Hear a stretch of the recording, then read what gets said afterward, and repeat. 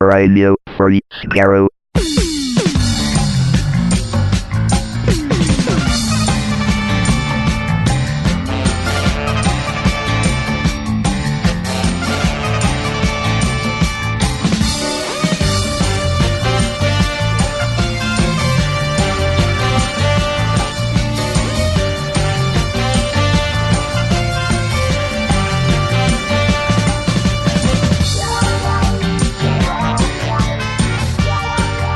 Hello, everyone. Welcome to Radio Free Skaro, episode number 716. I am Stephen in Edmonton. Warren in Vancouver. And Chris in Edmonton. Busy day today, folks. Last of our Series 11 commentaries with Resolution. I almost said Revolution.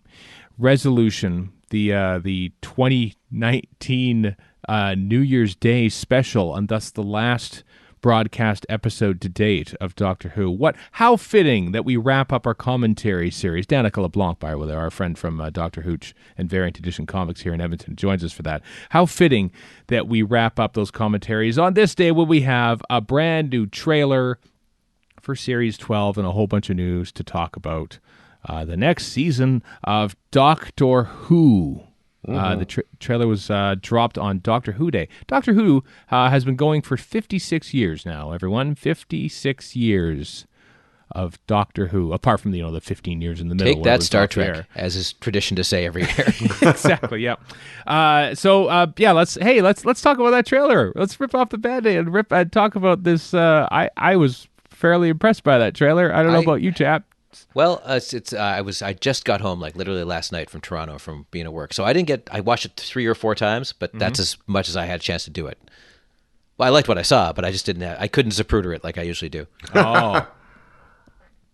Well, Chris, what about you? I was going to say, thankfully in the show notes, I threw a couple things in there from Radio Times, as well as our friend Kyle Anderson over at the Nerdist, as far as tearing apart the trailer, Zaprudering it, as you would say, Warren. Yeah, tearing apart in a positive way, not a negative way. Yeah. Just pointing out the highlights and whatnot. I thought it was actually quite fun, high energy. Showed what seemed to be a good amount of stuff. We are dancing around the important thing here, which is the Doctor in a tux. The Doctor in a tux. Very first shot, basically. You see the TARDIS in some grove or something in South Africa, and Doctor Who and the Time Team show up, and the Doctor is wearing what looks to be a tux, or certainly a formal coat and tie, and but mixed together with their sort of regular style of I don't know what kind of pants those are, but those kind of pants.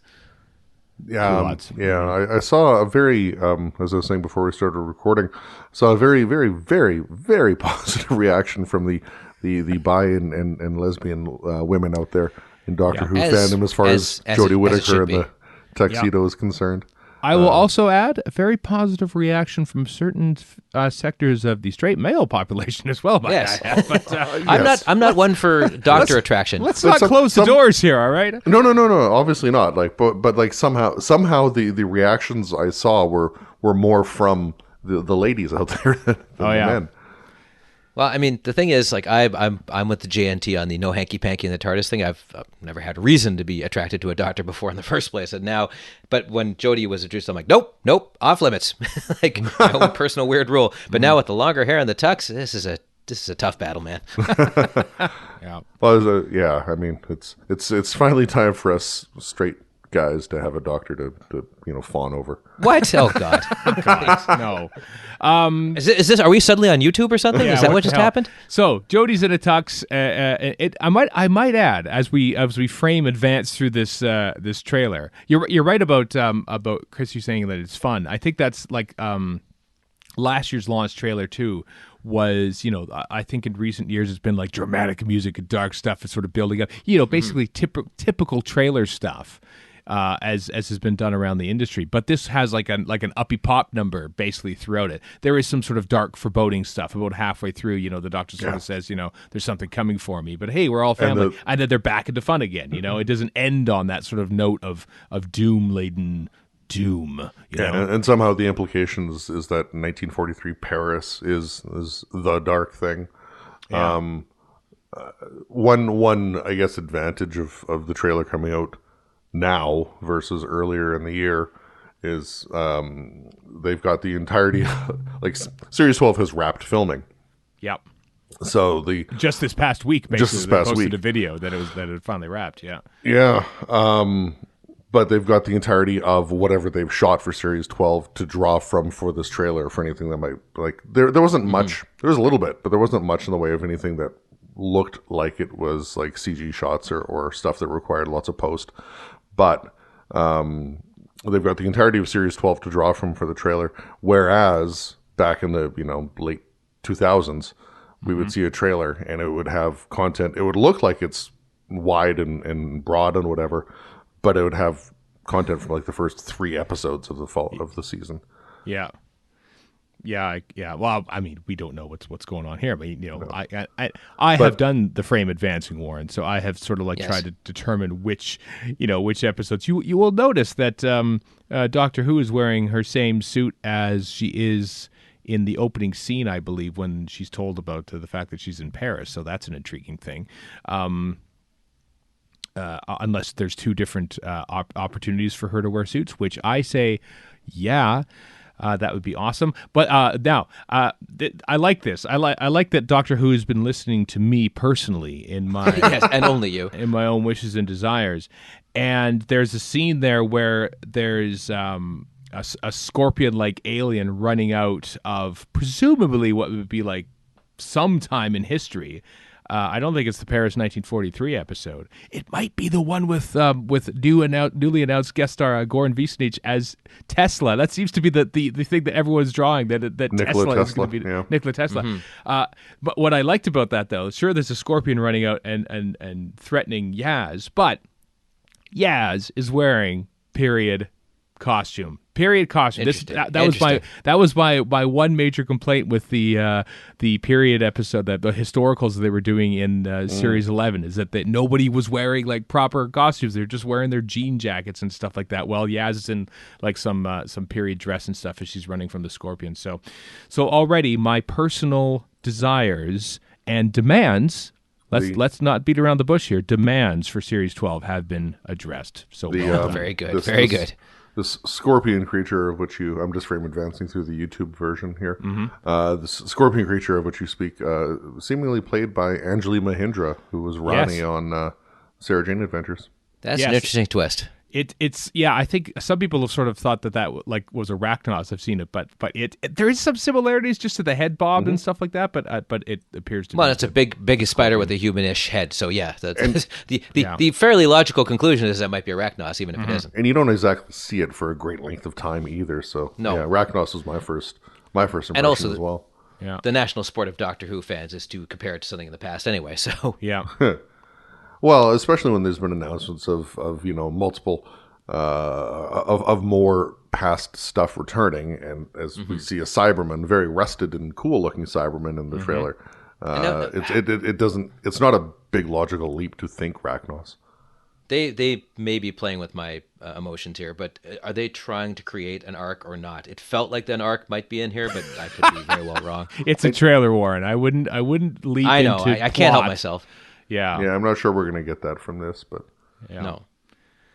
There's a lot of stuff here. They've been announcing guest stars over the past week as well. For instance, Stephen Fry, long rumored to be in Doctor Who. He's finally been announced along with Lenny Henry. Looks like Lenny Henry is in the episode. I'm assuming it's going to be episode 1 because Lenny, it was announced that they're actually in episode 1. So the car chase and the motorbike chase in South Africa is looks like some good action stuff there. Yeah, some very impressive action stuff in that. As I said, Goran Visnich is also there, presumably as Tesla. Robert Glenister, famous for many different roles like Hustle, of course. Salatine, we know him as Salatine. He's great in Hustle.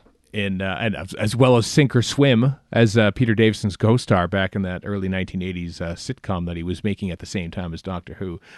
His presence was not detected in this trailer, and I don't think I recognize any other actors or anything like that were going to be in this. But it's a lot. It's a fun trailer. It's a fun, exciting trailer with some energy and excitement and some some real spectacle. I think explosions and people flying around and tears and airplanes and everything. And I'll tell you what it doesn't have. Uh-huh. Any clue as to when it's actually going to show up.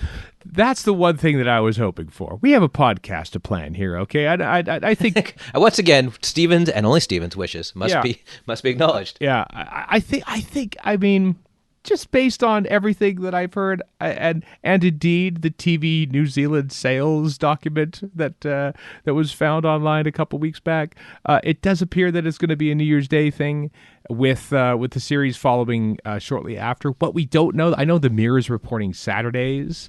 It, That'd be nice, but it of I course doubt it. aired on Sundays last year. Saturdays would be best, just because, as we say, podcast schedules. But we'll see. Maybe they feel confident. Here's the thing. I'm playing ignorant to this. Chris, you might know more about this than I. But since this is new territory for Doctor Who in the new series, airing in January, what is there like Strictly Come Dancing on then? Is there other big notable BBC network shows that air on Saturday nights that were previously shoving Doctor Who to either too early or too late in the evening? Do you know what's on this time of year? I don't. I haven't even thought to look at that stuff like that. But if it does go out Saturdays, I'd like to think it's going to be at a time when something like Strictly isn't on. Just so that juggling that we had in the past doesn't happen. Because there were a lot of people back in the day with like Capaldi's run when it would go out at 7, 8 p.m. whatever in Britain, and they're like, nope, that's too late for the kids to watch Doctor Who because they got to go to bed at 7:30 or whatever. Yeah, which is way too early for kids to go to bed. But you know what? Warren and I were there. parents. Yeah, Warren and I were there during Series 9 when episodes were going out at like 8:30, and like it just felt late. It just felt really late. It's weird. It is weird. Yeah, it's really Also, that strange. reminds me of being a kid and not being able to watch Star Trek for a year because my bedtime was 7:30. I'm going, no, I need to see this amazing whatever the hell it is with space and this guy with the ears. Over and above like whatever else might have to go out on a Saturday, the time of year is going to play a role as well. Because like right now it's getting dark at 4:30. So if Doctor Who goes out at like 8:30, just after New Year's or something, like days are starting to get longer at that point. But it's still not by really much. dark really early. Yeah, not by much. I think this goes out at 7 p.m. hopefully on a Saturday night, maybe Saturday.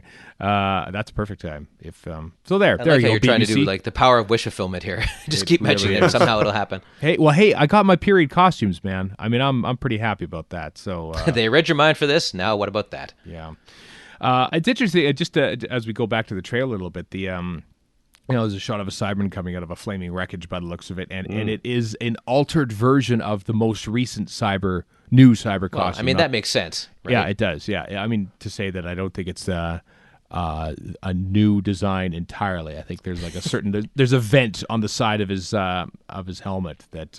I wonder how much thought actually went into that, or on the production, like on the writing side. It's like nobody. These things come out and immediately people are like, "Are they Cybermen? This is very important." And then people writing are probably like, "It's Cybermen." They just wrote the Cybermen, and then some guy in costumes figured out the rest. Oh yeah. I don't. I mean, they sort of like. I can't remember when did it switch over to just they're just regular Cybermen. They took out the Cybus logo or something like that. Oh, didn't I they? think man. I think it was Closing when time, Rory wasn't it? confronts them. It was after. it might have been It was after Tenant for sure. Yeah.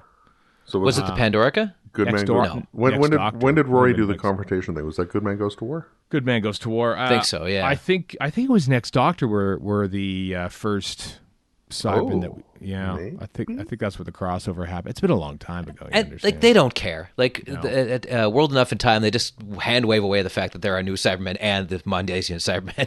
Just so none of it makes any damn sense. None at all. No, in the next Doctor, they still have to see. Oh, they do. Okay, Yeah. maybe that's the last one then, or something. C for costuming. Yeah. Yeah.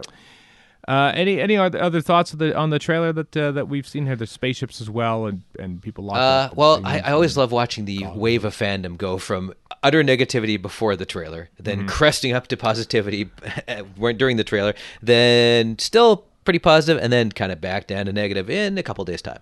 Well, we'll see about that. I mean, what I loved about, it was Doctor Who Day. What a perfect time to drop this trailer. Everyone's sort of feeling the love. Like I saw that they were saying, before Strictly Come Dancing, oddly enough, on BBC later that night, they're saying Happy Doctor Who Day. Doctor Who wasn't even airing on BBC, and the continuity announcer was saying Happy Doctor Who Day. Yeah. I love that. BBC America and everyone else is like retweeting stuff, and like how much fan art came out in literally within an hour or less of that trailer coming out of Jodie in her new costume. That was madness. I would not be surprised. I remember this happened in 2013 when Night of the Doctor came out, and I went to Chicago TARDIS a couple weeks later, and people were dressed up as the Night of the Doctor again costume. I guarantee it's going to happen this time too. It's got to happen. It's got to happen. That Jodie costume. The BBC, at least BBC America, I haven't seen BBC One tweeted out. They have an image of all four of them in the vineyard.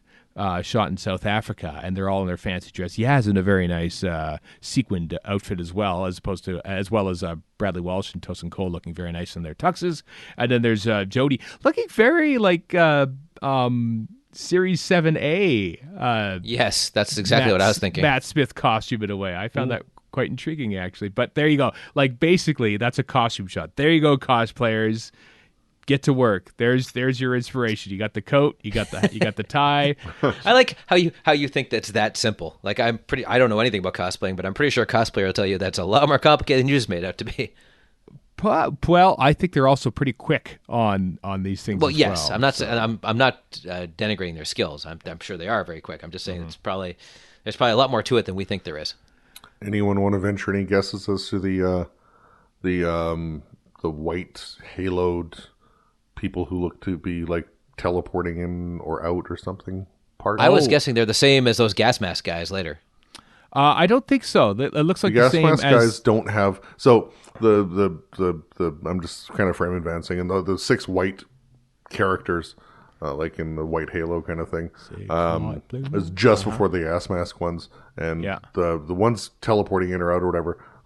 Looks like they have like the tip of a condom on their head, like a little. Well, there's a condomiant, as you know. Whereas the gas mask guys, handful of frames later, don't have that on there. So I think they're definitely different.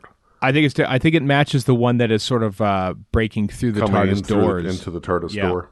I think it's the same one later on. But you don't see much of that. Like I said, I'm still for just frame advancing through, and there's like a point or a rise in the head of the one coming in through the TARDIS door, but it's there for such a short time. It's a we like, but we're going to find out soon. I suppose maybe, so.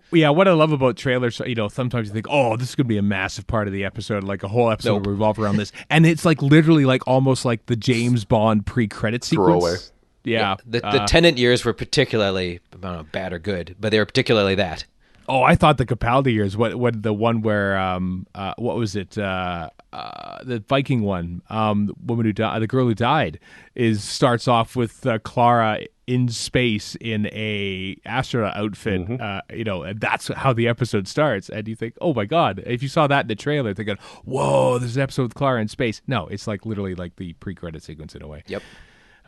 Hey, maybe we'll have the return of pre-credit sequences too. Who knows? It's intriguing. It's intriguing. This is a marked departure from that first series of Doctor Who. There was a press meeting, I think, on set that I've seen. I think Radio Times did an article about it where... that was back in September as well. It was in September. It finally came out now. Where Chibnall A was very sort of adamant saying, I'm coming back for next season, as if to quell some of the rumors. And there were some pretty heated rumors. I'm so much so that I'm not 100% convinced that this is 100% true yet, but Jodie Whittaker said the same thing.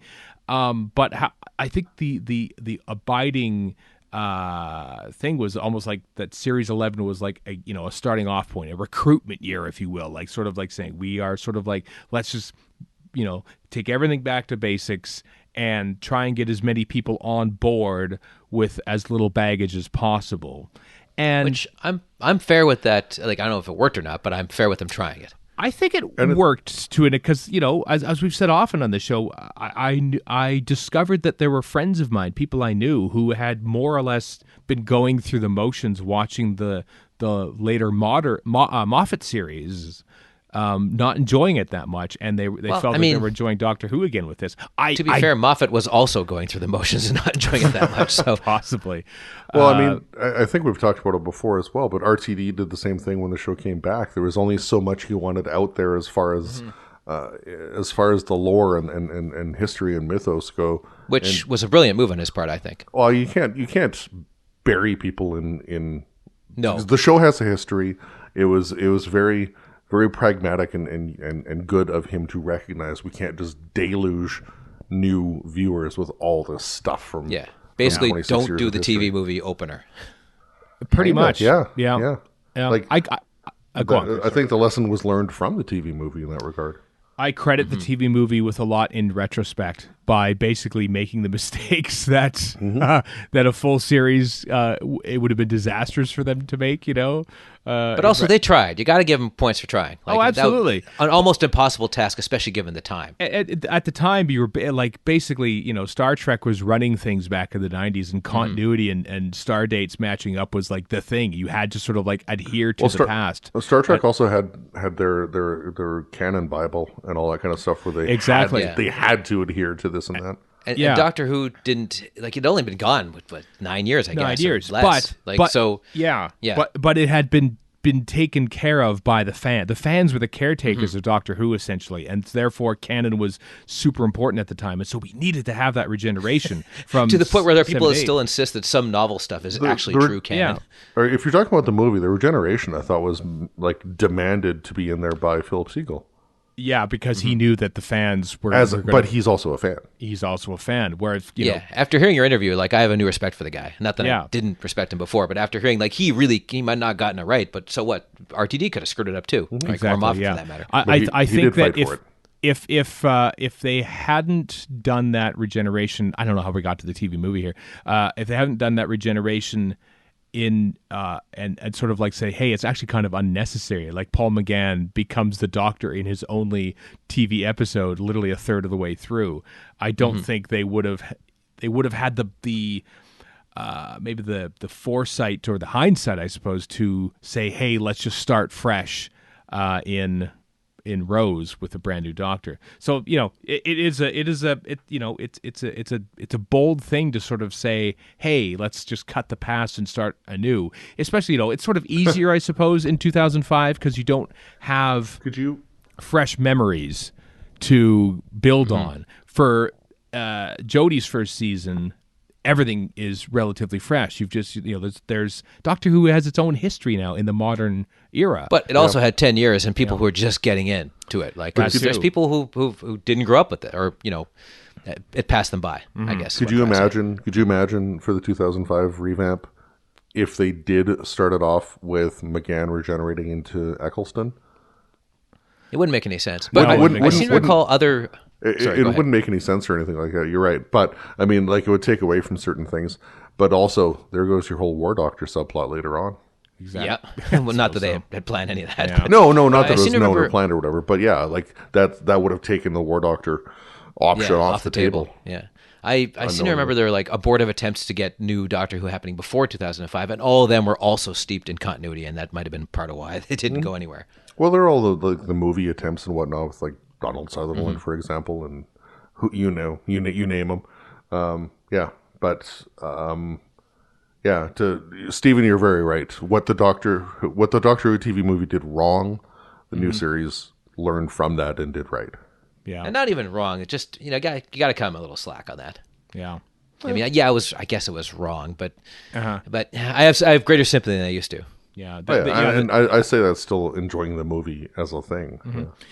Yeah, series 11. I mean, I don't know if you could detect my, lack of proper this is the most amazing Doctor Who episode ever. I don't think we had that in series 11, but maybe Chibnall is right. Maybe it is just let's gear back and start anew and get new people on board. And sometimes Doctor Who isn't made expressly for people like me who are sort of like building on the drama and what's coming in the past. From what I can tell in the trailer, it feels like I think there's a little bit more stakes involved. I think, which I think is what I was missing last year, the higher stakes, I think, which it's good to be sort of scaled back a little bit, but sometimes you want to put your main cast into some real peril. I also think we're still a little used to the elevated fang wank, and I'm saying that in lovingly, of the Moffat years, and so it's tough to work past that to what completely is not that. Over and above what we've seen in the trailer and the Lenny Henry shooting a gun, etc.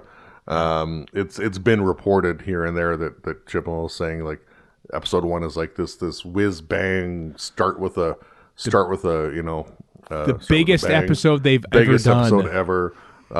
They've ever done, or the show has ever done? The show has ever done. Yeah. Let's see about that. There's rumors of it being feature length or a 2-parter or whatever, and this and that. I don't know what's actually true because we haven't seen anything formal. But yeah, it's what we may not have gotten in 11 looks like we might get in 12.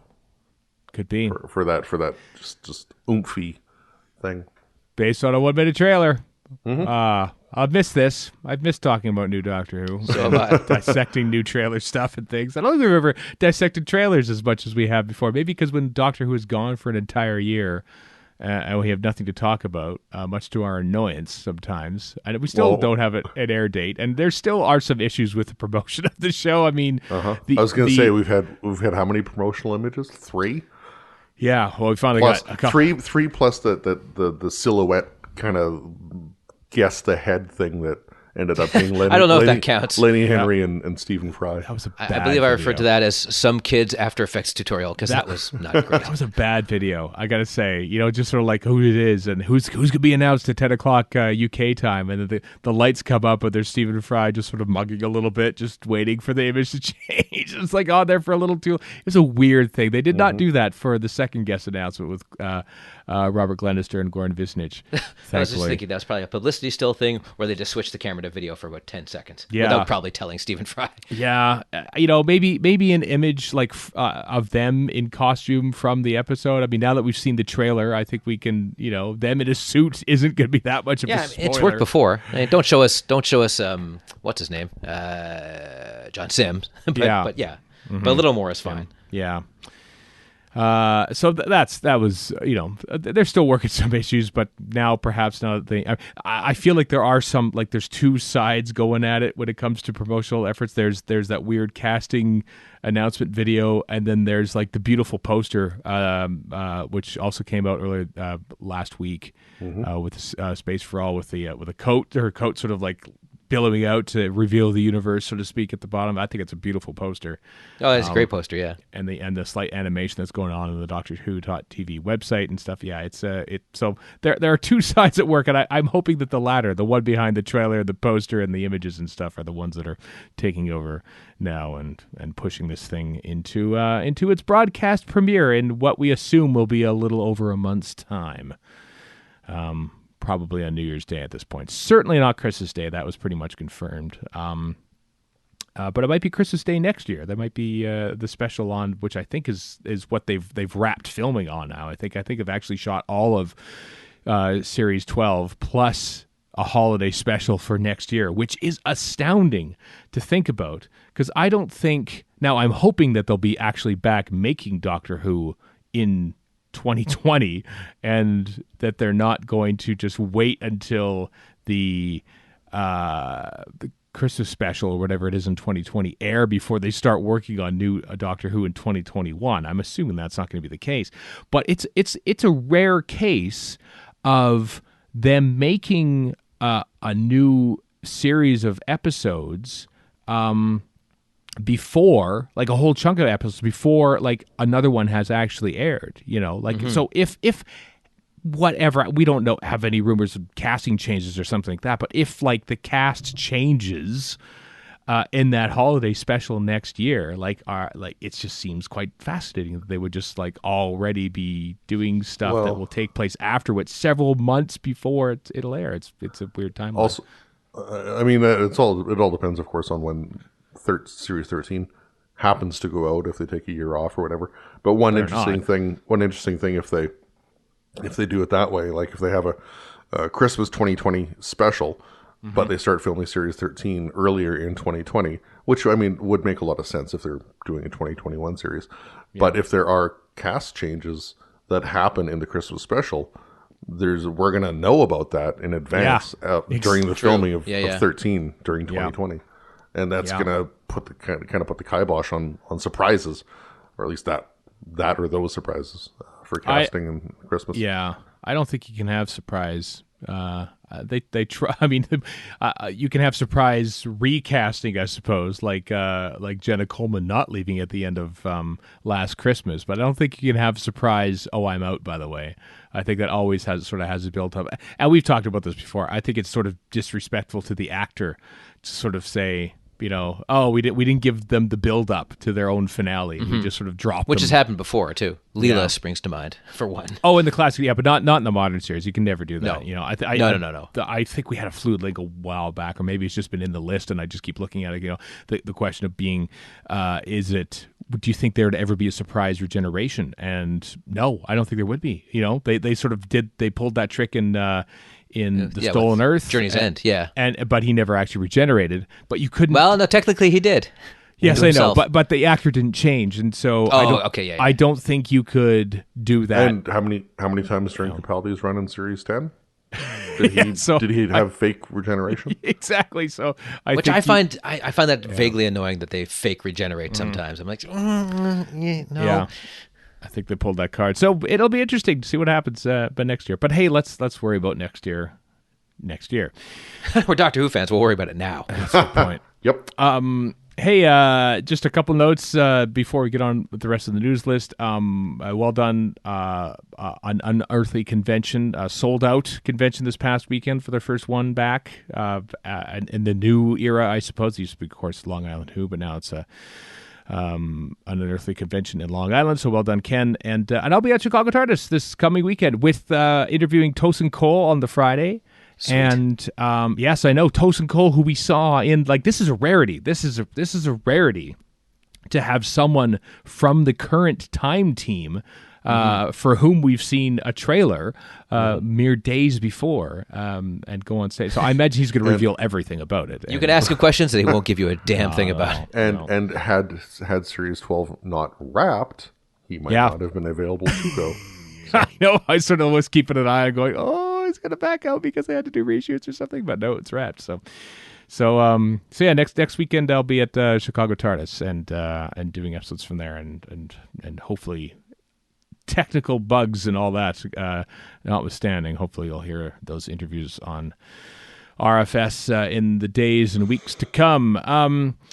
Let's move on to some other Doctor Who news before the commentary for Resolution. So the Doctor Who BBC Books has had their World Cup of Terrance Dicks, because they have the sort of the omnibus Terrance Dicks Target novelization book coming out next year, and they took to Twitter to decide which books of his many books, over 60 books, they were going to use to put in this. They have decided on the 10 books.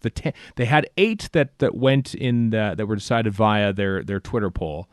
Which are the 5 Doctors, the Auton Invasion, which of course spearheaded from space, the Genesis of the Daleks, the Abominable Snowman, the Wheel in Space, Dalek Invasion of Earth, Pyramids of Mars, and the Horror of Fang Rock. And they've now also added the Talons of Weng Chiang and the Day of the Daleks to that list. So there you go. Those are the 10. Okay. Five Doctors is kind of a natural to be in there. Yeah. Genesis as well. And as far as Abominable Snowman, that seems kind of weird, but it is a very, very well-written book. I read the hell out of that one. And 5 Doctors I tore through a million times. The foil cover one, I might add. Mm-hmm. The Abominable Snowman, the notable thing I know about that is... There were illustrations in that one as well. Yeah. Oh, yeah. I forgot that. Target rearranged the numbering system sometime when they started putting out books more regularly, and they did it alphabetically at that point of all the books that happened, and Abominable Snowman is number 1.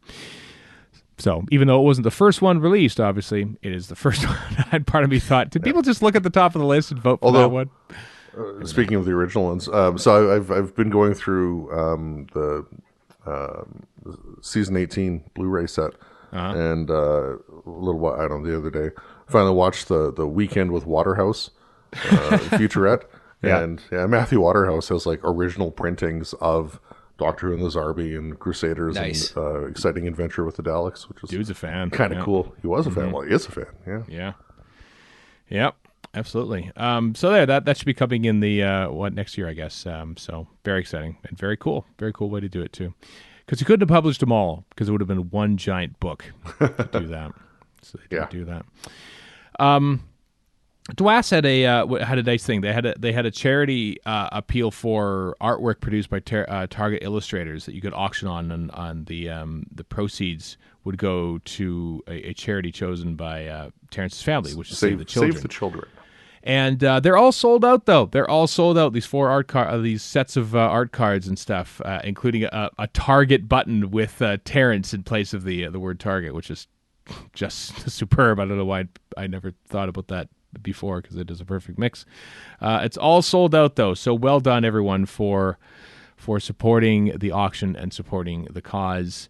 For Save the Children, as donated by Terrance Dix's family, and for DWAS for organizing all that. Doctor Who Appreciation Society, of course, who is also celebrating their 500th issue of the Celestial Toy Room, the magazine that has accompanied DWAS since the very early. Yes, the fanzine, exactly. Guest edited by John Freeman, who was editor of DWM back in the 1990s.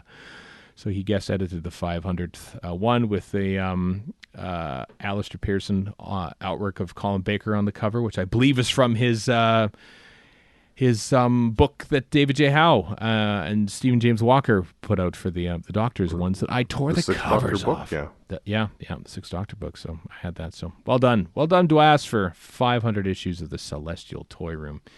So last week, Warren, you weren't here, but Chris and I used about the Edge of Time soundtrack. I just downloaded it right now, especially the theme song, which is very Peter Howell-esque, and we tweeted about it and stuff, so Richard Wilkinson, who did the music for it and did his own making of video and stuff about how they did it with the small orchestra and everything else, reached out and said, "Oh wow, thanks a lot for talking about our music on the podcast and stuff," which is great. And he said the soundtrack will actually have an official release, and he's since tweeted it to us again that indeed on Spotify and presumably Apple Music, maybe too. I don't know. It says all major platforms, so whatever that means. Yeah. Yeah. The Edge of Time soundtrack, the Edge of Time, of course, the VR game, is out now on all major platforms. So he said, "Thanks again for the love." Thank you, Richard, for making the music in the first place. Oh, that's awesome stuff. I was doing a little prep work for the podcast this morning before we started recording, and I was listening to the soundtrack, and I got almost halfway through, and it's very like moody and atmospheric and whatnot. Which I'll be listening to it very soon. It's without having it in context with the game, it seems like it should be very good for the game because, like I say, I'm just atmospheric and it just sounds really cool. And the game is on YouTube, right? Like you can kind of run through it. Well, there's watch it. There's playthroughs. Like if you look at last week's show notes, Warren, here's a playthrough, as I want to do. Yes, there's a playthrough video that I posted in there. Yeah, that's about the only way I'm going to play this game. So yeah. Yeah, I'm hoping maybe this. I'm not sure when it's going to happen. There's a lot of stuff to work on, about which I'll talk about very shortly. But we talked about the VR arcades around the world are having shorter 20-minute versions of this game available as of yesterday. Yeah. It launched on the 23rd, so maybe that'll be the way to do it. Just briefly, while I'm thinking about it, I said I had things to do, is because we're putting together our Fluid Links Advent calendar for December, and we've recorded about 2/3 of them. But hey, now that the trailer is out, and maybe we know a little bit more information about Series 12, dear listeners, submit your questions and comments on anything, it doesn't have to be about Series 12. We thought we'd just throw it out there. Now there's actually some current content to talk about, to Radio Free Skaro on Twitter at #FluidLinks, and we'll be recording the last batch of them sometime in early December. So those are coming out one a day, of course, at sometime in the morning and stuff, as a build-up to Christmas, which, of course, there is no Doctor Who episode, but whatever, Advent calendars are Advent calendars. So tweet at us, Radio Free Skaro, #FluidLinks, and there you go. Thank you for your support and, indeed, contribution to this show. So, also, there's a lot of stuff that happened regarding sound stuff. The BBC Archive tweeted, they said Delia Derbyshire Day. That's a thing. That's a thing now, I guess. Delia Derbyshire Day. On November 23rd. Yep. November 23rd. They had a 6-minute documentary, which I think they've aired before, or at least it was a cobbled together version of a documentary that they aired before about the BBC Radiophonic Workshop, with Delia's there, and Daphne Oram, who is another early composer for the workshop. There's a whole story on there, and just how influential and inventive the Radiophonic Workshop was back in those days. More importantly, it's the women who contributed to the Radiophonic Workshop, basically putting forward the idea that it was women like Daphne Oram who basically founded the idea of electronic music in the first place. It's fascinating, isn't it? Yeah. It's a very interesting perspective to explore. It absolutely is. The history of music is something that just completely fascinates me, and how far back certain inspirations go. And you're right, you can draw a direct line from the Doctor Who theme and tape loops to like so much stuff that is made today. It's in the video itself, I don't know if you had a chance to watch it. I didn't. No. They talk about other acts that came afterward who have talked about being inspired by the Radiophonic Workshop, like Aphex Twin and Orbital and Portishead and so on. Yeah, doesn't Orbital have Doctor Who samples in their stuff? Yeah, yeah. Well, not only that, but they also did their own version of the Doctor Who theme. That's right, they did. In 2010, 11, 12, whatever it was, they performed the theme at Glastonbury with Matt Smith on stage with them. Yeah. Let's not forget friend of the show James Zabila with Robophobia, which has tons of Robots of Death samples in it. Yes, absolutely. But the Orbital version of the theme still gives me goosebumps after so many years, because A, I'm a big Orbital fan, and B, them doing the Doctor Who theme was just awesome. It's pretty crazy, yeah. I think that came out like around the 40th anniversary of the show, wasn't it? I think, yeah, it was there for a When while. they produced it itself? Possibly, yeah. Yeah, I remember the 40th anniversary video was that song to as the backdrop. So I'm not sure if I knew about it until the Matt Smith Glastonbury thing or shortly. I think it was really? around before the Matt Smith one, yeah. I'm pretty sure it was around before that. I think I got it off Napster, to be honest with you. Wow. Napster. Sticking with audio stuff, some Big Finish stuff to close off our news list before the commentary. The Diary of River Song Series 7 is coming out in January of 2020. River Song turns detective, facing the weeping angels and finding herself, perhaps unsurprisingly, on the wrong side of the law. That is Diary of River Song Series 7. Available now at the special pre-order price of $24.99. It's pounds on the collector's edition CD, or $19.99 on download. There's 4 stories as part of that, including one by our friend Lisbeth Miles, Abbey of Heretics. Yay! So that's awesome. I love that Liz is starting to write more and more for Big Finish. I love how they just in the blurb for her story they describe her as new writer Lisbeth Miles. She's written like 4 or 5. Despite the fact she's done some other stuff for Big Finish. Yeah. Yes. Newish, I suppose. And otherwise, too. Yeah, certainly new to River Song Diaries, so that's pretty cool. So well done, everyone there. Also well done to Louise Jameson, who we'll be talking to this weekend on stage at Chicago TARDIS. Her second series of her original Big Finish series, Atta Girls, about the courageous female pilots of the Air Transport Auxiliary during World War II, is coming out on International Women's Day, March 8th. 2020. That's a Sunday. So well done, everyone, for that. It's available for pre-order now for $9.99. And at last, there's a Legacy of Time fan art competition. You could create an alternative cover for Big Finish's 20th anniversary CD release and share it on social media, you could win a huge prize. So details for that contest are in the show notes at radiofreescaro.com. I think If we only I covered had it. any art skills whatsoever, which I don't. Do it in dollies, Warren. Yeah, okay, I will. Wow. I could. You could too. You got a lot of dollies. You could do it. I think we covered everything. I think we got everything in one go. We got there. So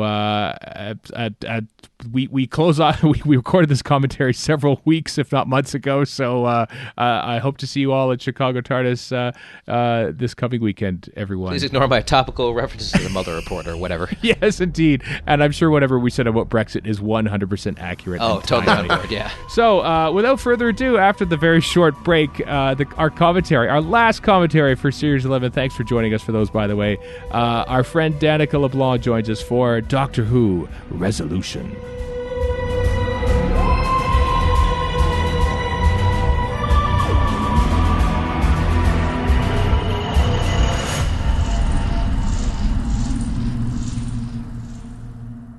Welcome back, everyone. It's the last one, the last commentary for Series 11. Even though technically this is not Series 11, we're calling it Series 11. It's Episode 11, or the New Year's Day special, Resolution, with our guest, Danica LeBlanc. Hello, Danica. Hi.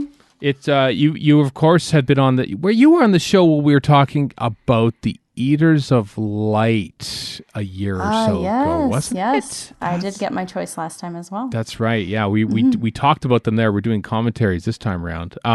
But as we record this right now, this is crazy because we're recording this in late August. This is going out in like mid-November. So who knows what's happening right now? But as of right now, we're recording this. Dr. Hooch is sort of like on an unintended hiatus right now. But your Doctor Who podcast, Dr. Hooch, is coming back at some point between now and when this comes out, right? Yes. Summer just got really busy at the store, and it unfortunately fell to the wayside. It is more one of those fun things, unfortunately, when business kind of overtakes the personal life, the personal stuff shrinks. But yes, it is definitely my goal to continue watching. We're doing a mix of Sarah Jane adventures and kind of bouncing around some of the older audio. We've done some of the audio with like the Paul McGann Doctor, just to kind of sample that. And so we're just this season for us, like this year, is more fast and loose than usual, which is saying a lot because it's a pretty casual podcast. But it's still a source of joy.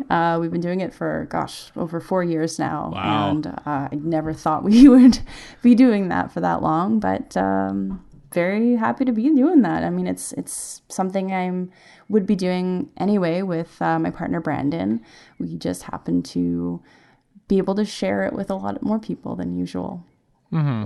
The distinct lack of Doctor Who podcasts out there also makes it that much easier. There was a hole. Like we had to fill that void, right? Yeah. Nobody is talking about this very, very small show. I look forward to the drunken yelling at the children on Sarah Jane Adventures.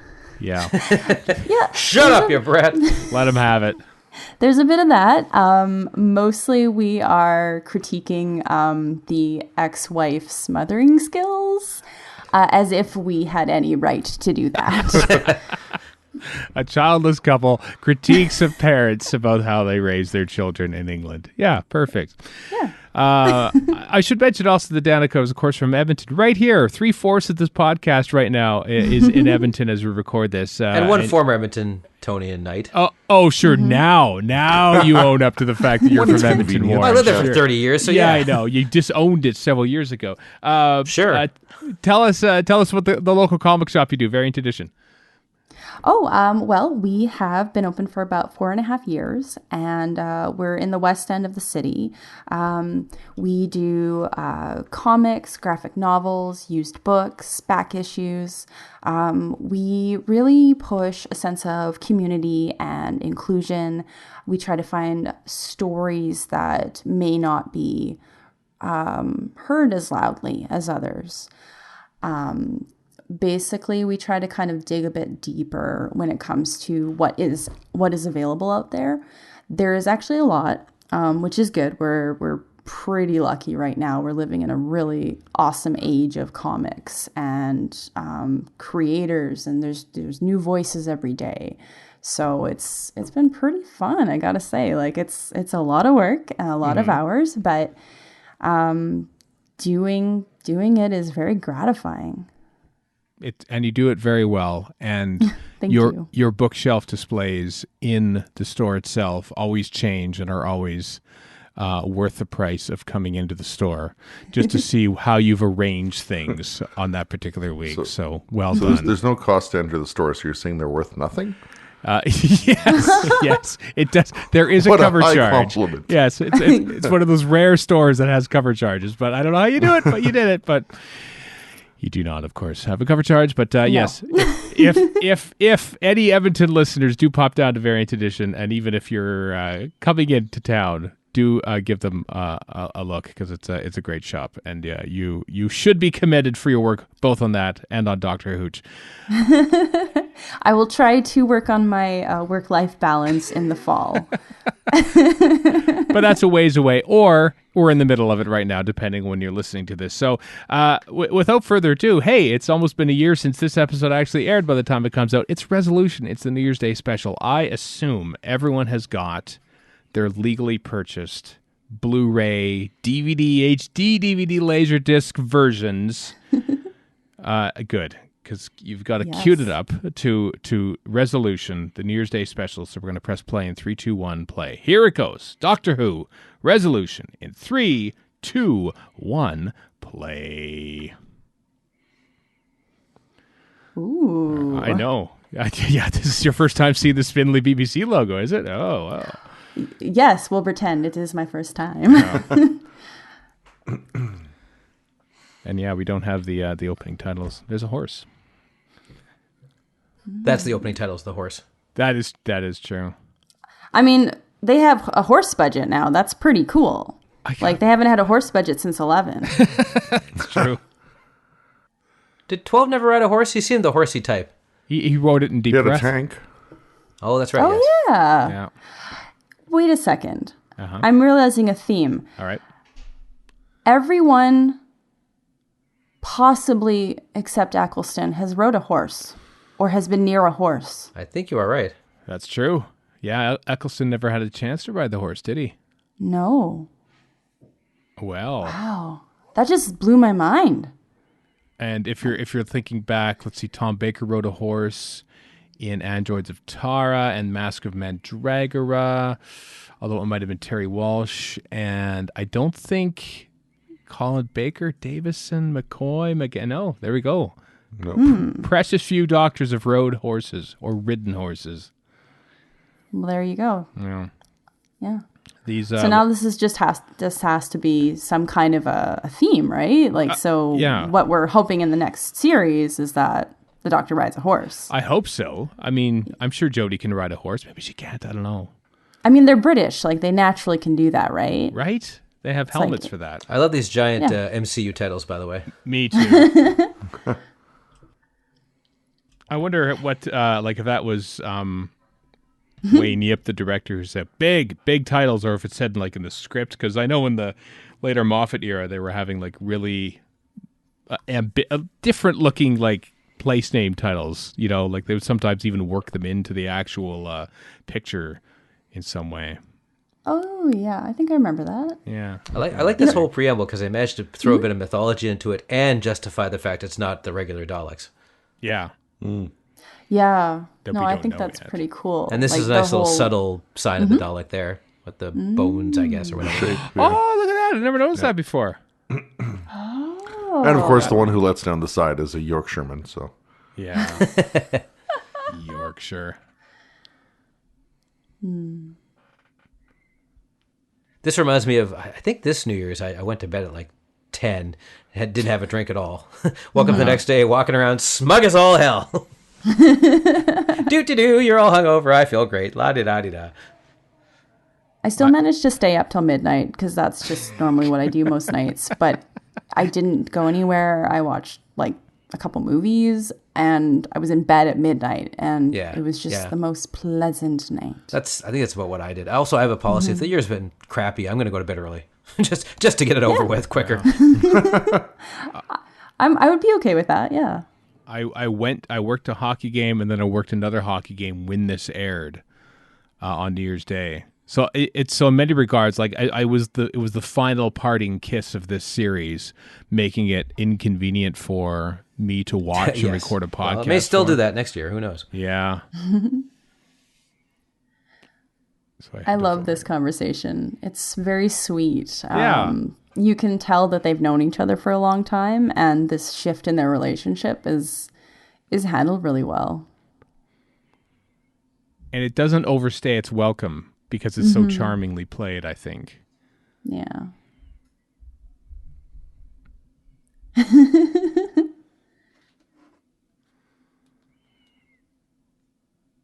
Chipmunk does these things well. I mean, there's a lot of.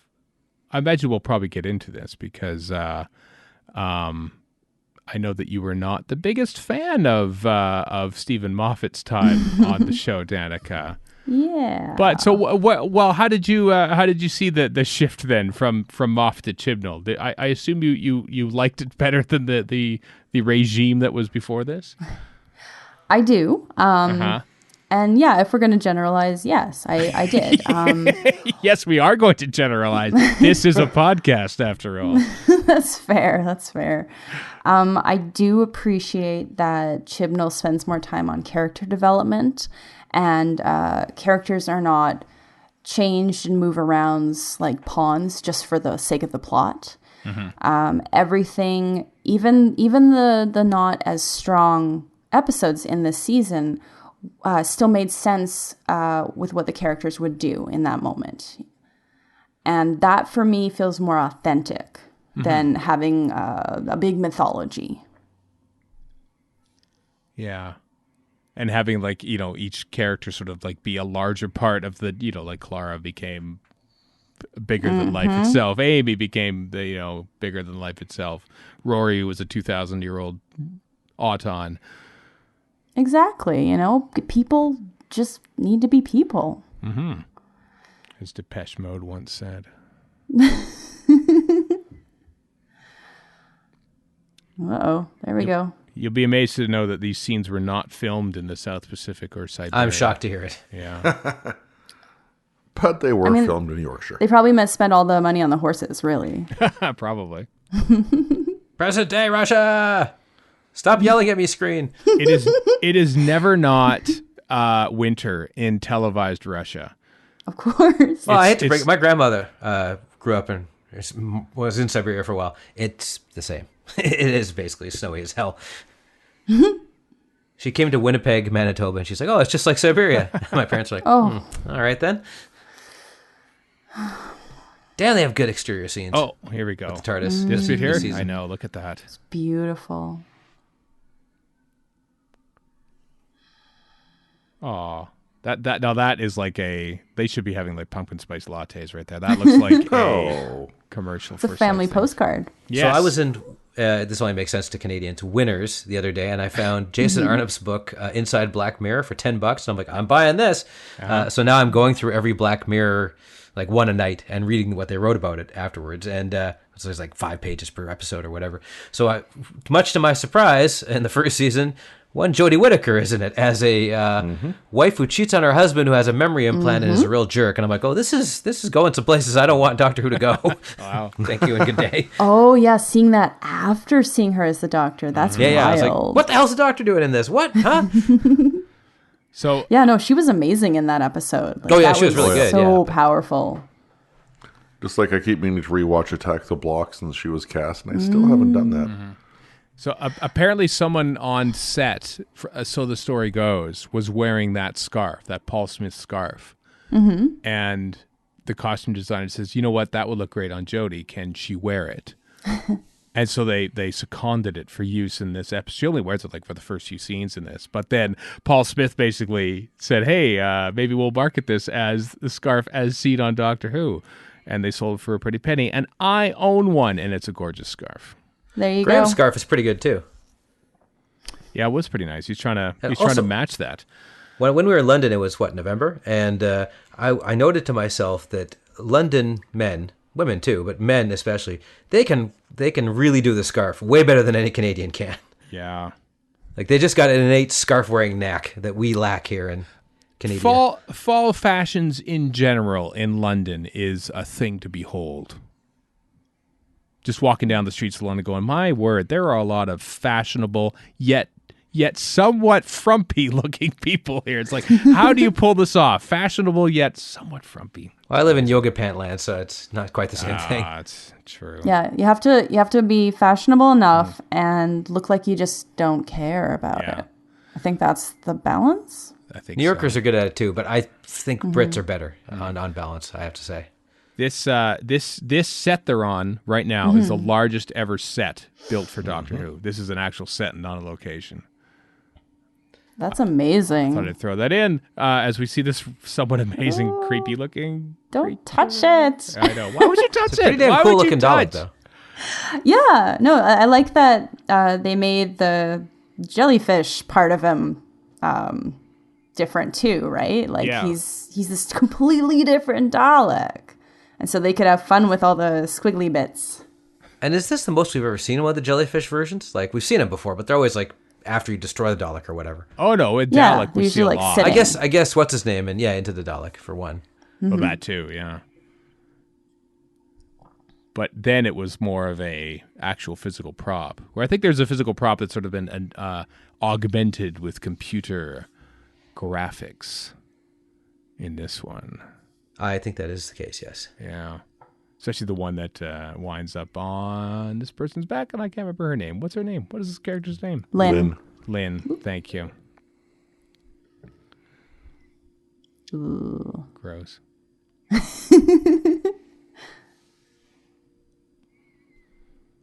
This is actually a symbol of every dude who talks about how much he dislikes this doctor, but not for political reasons. That's basically them right there, the slimy Dalek. Oh, okay. I was It's the wondering where slime you they were leave going on all the forums and there's Twitter. this. Whenever you see one of those guys complaining on Twitter, just think of this thing. It's not that I hate women. Oh, okay, go on. No, but it is, but go on. I'm fascinated Yeah. with More. whatever keen insights you have, sir. What do you think of Jodie there, Danica? Not just here, but in this particular scene, but this whole her whole first season. I think she's great. Like, I really like her. I definitely want to see more, of course. I'm glad that we have more than one season. With everything that I had seen with her in the past, like Attack the Block, that Black Mirror episode. Oh, no. Oh, Broadchurch. There it is. I lost it. I know there's so much more, but I have seen, God, sorry, I'm losing my sentence. That's right. So I have seen her range, and I knew that she could encompass the Doctor, like a lot of people were questioning her, as they do, with any new Doctor. But I feel like with just the roles that I've seen her in, the roles that I had seen Capaldi in my even personal viewpoint, they have a similar range. Like, they've done similar Stuff. similar genres. Yeah. So I see them as on the same level. Like, they're great actors. They're great doctors. Crushes chairs. Aw. It's actually odd for me anyway, being scrunch, being sheltered as much as I am. Like, I never saw David Tennant in anything before I saw him in Doctor Who. Same goes for Eccleston, certainly for Matt Smith. So Peter Capaldi is like the first Doctor I'd ever seen who I had known from something else before that. And Jodie Whittaker is the second. I love the way that Bradley I love that. I love the way And then he says wrong number. Yeah. I love his dismissive way. He says, nope. He's great. Graham has so many good moments in this episode. He does. Ryan. Sad guy. Oh, this is good. This is good.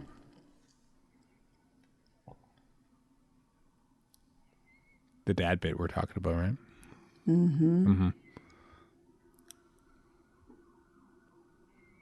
She's just like, nope, I'm laying on the line. I know. Yep. You weren't there. Boom. I love this.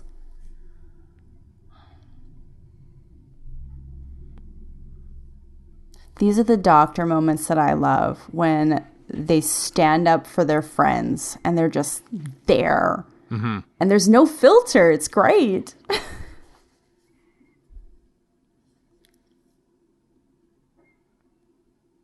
That is pretty cool. It's been a while. I mean, it's been, what, 2-3 years since he last saw his dad, at least, or something like that? Yeah, I can't remember. They probably mentioned it in the first episode. Yeah. But it's been a while. So I've heard. So did you like the Ryan Graham, Ryan's dad storyline throughout this whole season then, or? Yeah, I loved it. Yeah? Yeah, like, and it really just kind of excelled in this episode. They each get moments, like, 2 and 2 and 2, and everyone kind of has their say. And it gets better. Like, the relationship gets better. Even from the start of the episode to the end, Graham's feelings about Aaron change. And it's been like a couple hours for them. But there's so much growth. Oh, yeah, you called them Gramps. He called them Gramps. Like, we get these little character rewards. And that's been earned the whole series. And that's what I like about this writing, is because they're earned.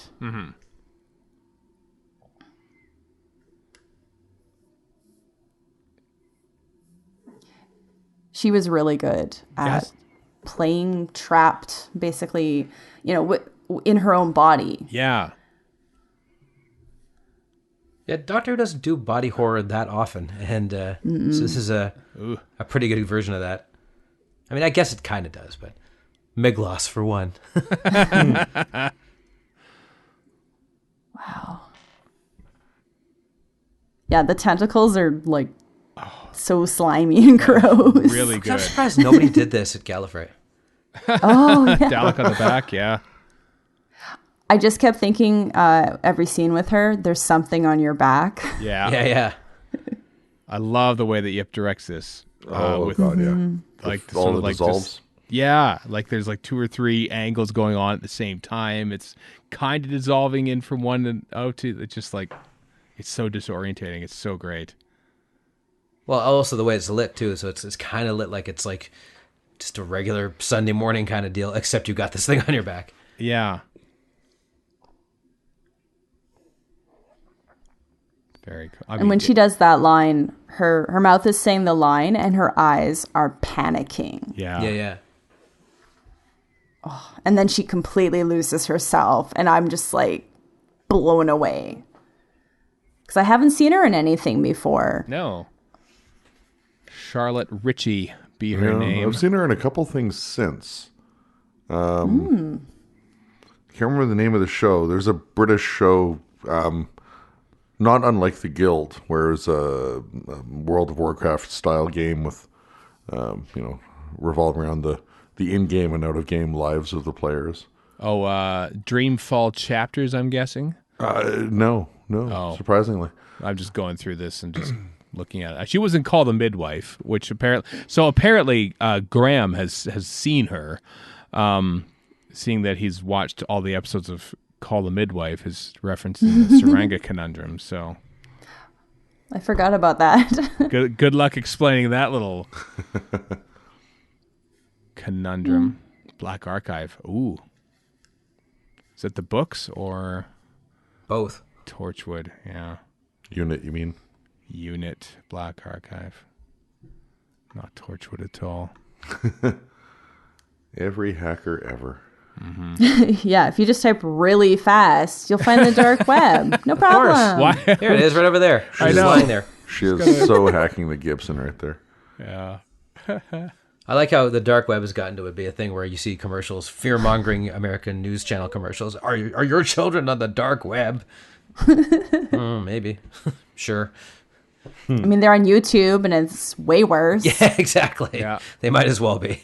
And that's just the comments. Are they on Twitter? Are you on Facebook arguing with your other racist relatives? Well, then. I know you love your angles, Chris. And I love the way that Wayne Yip shoots the TARDIS scenes here at an angle. Yeah, I just want him to shoot everything. I'm sorry. He's a really good director. We're fans of his. A really nice guy. And he's generous with his time, which means we're even bigger fans of his Yeah. as a podcast producers. But he said he's done. He's done his lot with Doctor Who now. Maybe in 5 years' time he'll come back. But Oh, he wasn't originally supposed to do this one. He did his 2 episodes in series 10, okay. and then he said he was done, and they lured him back for this. But I chatted with him for about an hour in the about this episode way back when, shortly after it aired, and he said that this road that they're shooting on, apparently it's like some boondoggle in Cardiff or something, where they built a highway and then they stopped building it, so it's like the road that goes to nowhere, and so many Cardiff-based productions shoot their highway chases on this, like Casualty. Apparently, this road appears like 3 times an episode or something like that. So. They didn't have any. Makes sense. What the Yeah, hell? they didn't have problems like blocking off that road because it doesn't go anywhere. So it's basically a prop road.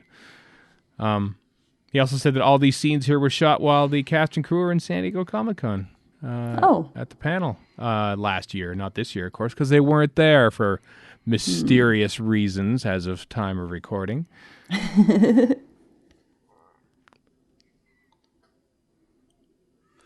Because Chibnall and J.J. Abrams were scheming together to ruin everybody's lives. Once again. Yep. And Apparently it's very easy to ruin lives. It's so Very. easy. I mean, you just have to cast a woman in anything, really, and it's like, wow, Literally that's anything. it. Life ruined. Just dashed to smithereens. How dare you? Can you imagine what they're going to do when they find out the world is 50% women? Dun, dun, dun. Wait. It might even I thought be it more was than over 50%. It might be even more than 50%. Exactly. It's fine. Okay, we're not going on the internet for that because No. we'll spend 6 hours trying to find Yeah, that. exactly. Oh. Killed them. Stripped Well, them. they're enemies of the Daleks. That's true.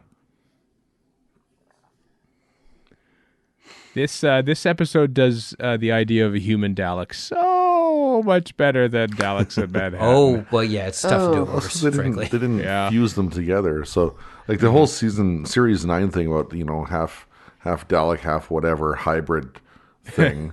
Right. That was Daleks in Manhattan, and that was not good. Honestly, in an episode with a Dalek and mythology of it being buried in 3 parts of the world and et cetera, this is the least realistic thing in the whole show. Yeah. Like, do door-to-door salesmen even exist anymore? Well, that does say a lot about him, given that I suppose, yeah, he's but- trying to make a go of it, trying to sell microwaves door to door. Of course, I live in an apartment. I haven't had a door to door salesperson since I lived with my parents like 25 years ago. I think perhaps the microwave, like Chibnall's microwave, if you show it in Act 1, you have to make sure it True. pays off in Act 3. It does. I wonder if they wrote the episode, realized what they would need to destroy the Dalek, and backtracked. That's how people write mysteries, isn't it? Is that how it works? Yeah. Yeah. That is how it works, in fact. I think usually, yeah, they write the end. I mean, I'm sure this is different for a lot of people, but they write the end and then figure out how to kind of work that backwards. Yeah. Because you go crazy otherwise. Write yourself into a corner. Oh yeah, no. If you start and then you're just gonna paint yourself into all of the corners. Yeah, exactly. There's gonna be so many loopholes.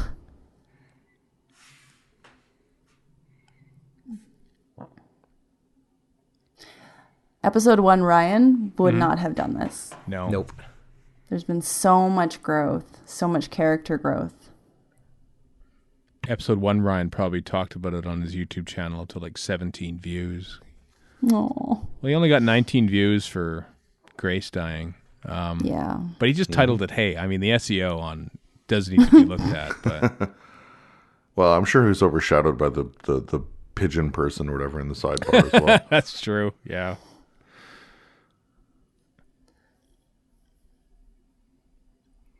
I just like how we're gonna keep talking about. Yep, I know we are, but how Wayne Yip just shoots this. Like this is like you don't usually see this straight on thing. No, he stays with like, you know, the reaction that his dad's probably looking down, like looking bashful and sheepish and everything, but that's not the focus of the scene. And then later on, when he's talking, we don't cut away for reaction shots. You know? Yeah, and that's just never done. No. No. By the way, the long sorry, shots go are ahead. really nice. Yeah. Because then you get to absorb it with the characters. Uh-huh. In my headcanon, this is the same diner in the. You remember the sneak preview thing where the doctor is whizzing through different terrible food places yeah. and grabbing that's pizza right. slices and stuff? I'm saying this is one of them.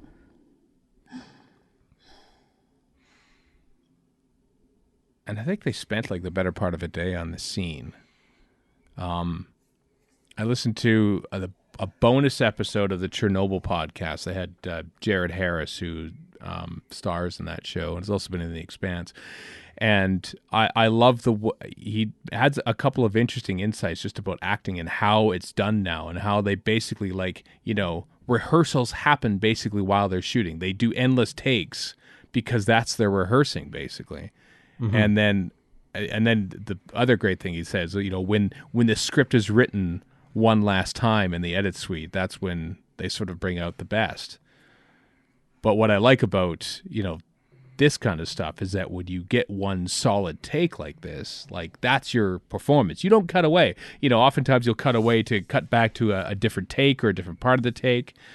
But we are witnessing a pure performance. It's kind of a throwback to, you know, the multicam videotape days where the performance was ruled all, and because you had 3 weeks of rehearsal leading up to it, you know.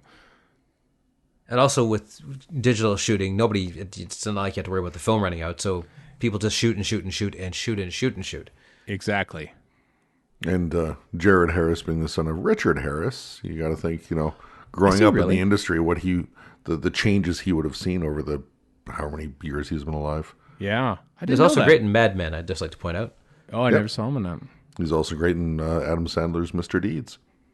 There's no such thing as a good Adam Sandler film. So. We were going so well, Chris. Why did you have to? I do like this. I do. I like that Yaz is like on the phone, but I feel like I don't know how you feel about Yaz this season, but an ongoing theme, I suppose, in these commentaries have been, boy, they didn't use Yaz very much. And I feel like Yaz is very much a background character in this story. What do you think? I think in this story, it's okay because she's had other highlights. I've appreciated her this season because it's nice to see a quieter companion and an introvert companion. You know, she's more thoughtful. She takes her time, and when she says something, it's exactly what she wants to say. Mm-hmm. And I relate to that. You know, everybody is usually, hey, let's go to space, let's be loud, let's listen to Britney Spears on a spaceship. But she's very curious and she's very active, but she's not withdrawn, but she's just doesn't need to be at the forefront. And you never really get to see that. She's more of an observer, perhaps. Maybe that's why she's a cop. She's sort of like observes the situation, observes the scene, then acts based on what she's learned and is not as impulsive as perhaps Ryan would be, certainly when he's running out onto the desert planet and shooting robots, thinking it's a Call of Duty game. Exactly. I relate a lot to her. Mm-hmm. I was just going to say one thing about the previous scene where you see, I can't remember this guy's name, but when he walks in and you see the windows behind and you see the shift vortex. to the vortex. Yeah. And it's whipping around behind him, which I don't think we've ever seen before. No. You've Nope. not. I was like, that's cool. That's like just this sort of background constant of the vortex through the windows. There's a lot of really cool visual stuff to do in this series. Yeah, and not all of it in your face either. You got to kind of be looking for that. Yeah. I love this. She panics and they're like right behind her. Uh-huh. We gotta go. Grab all the crap. Also, "Gop time over" is a great line.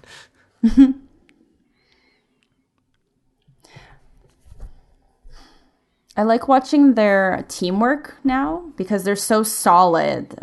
Each of them are a piece of the puzzle. Uh-huh. And it's little things like that where they just pick up the stuff and go. And she hasn't really had to tell people really to not go somewhere without her. Like, I know they've still done that, but generally they're on the same page. Yeah. Like by Witchfinders, the doctor's saying, Yaz, you go off and go there. Ryan, Graham, and I will look for something in the house. And so it's like she wouldn't have done that in episode 2. She was like, everyone stay close. You have no idea what you're doing. Oh, we brought the microwave. Well, he has to. Convenient. Yeah.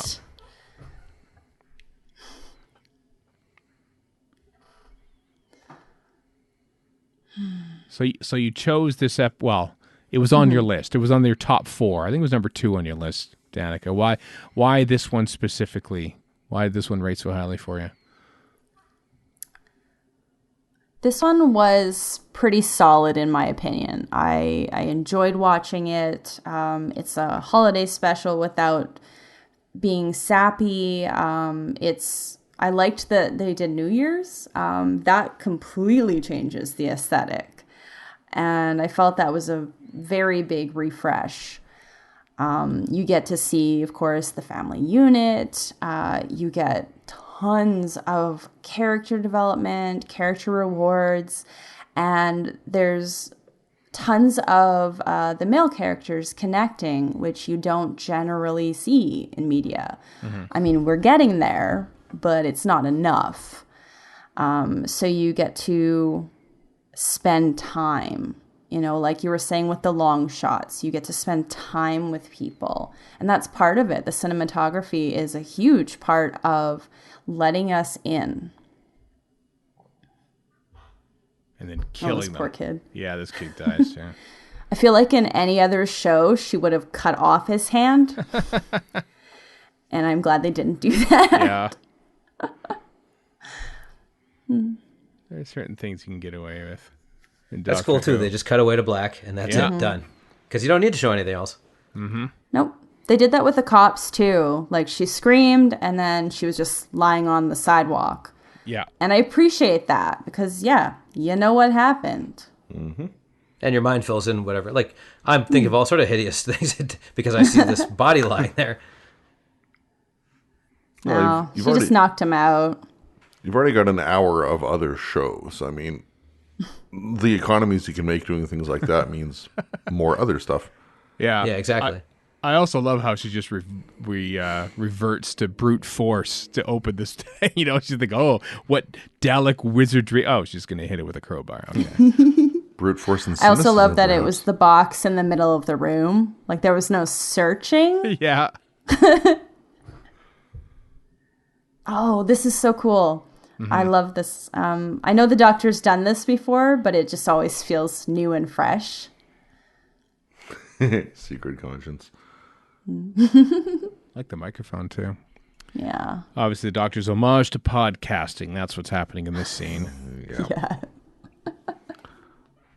It's an old ribbon mic from the 1950s. Quit wasting your time, she says. Yeah, exactly.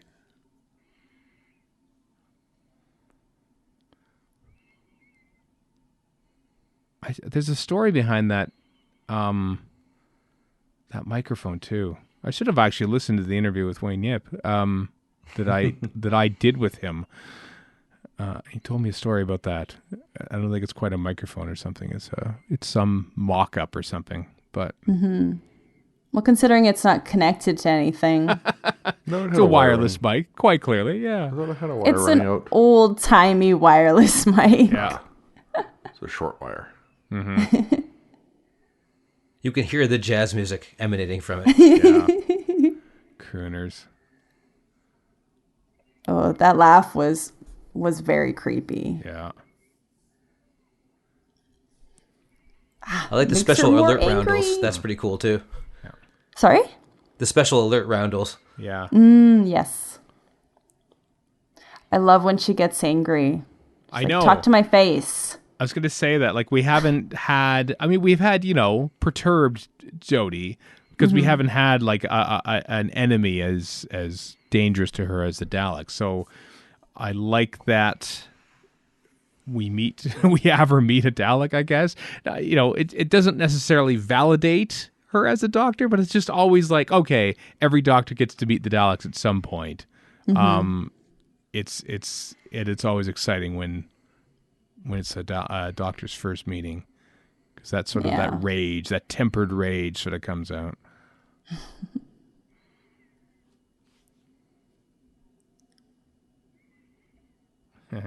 Clever. Nice. Yeah, never let the doctor talk.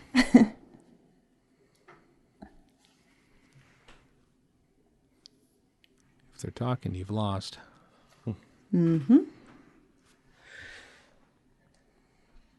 Zoe Deschanel makes her escape. Zoe Deschanel. Well, she looks a little bit like her. Passing resemblance. It's a haircut, really. Oh, poor Graham. This chair. They call it without me. I want to And he peanut has to sit butter. there and talk to Ryan's dad, which has got to be awkward. Yeah. Yep. And Ryan's dad lost his microwave. So Yeah, I know. Yeah. So they have something to talk about at least. Where's my microwave? And so forth.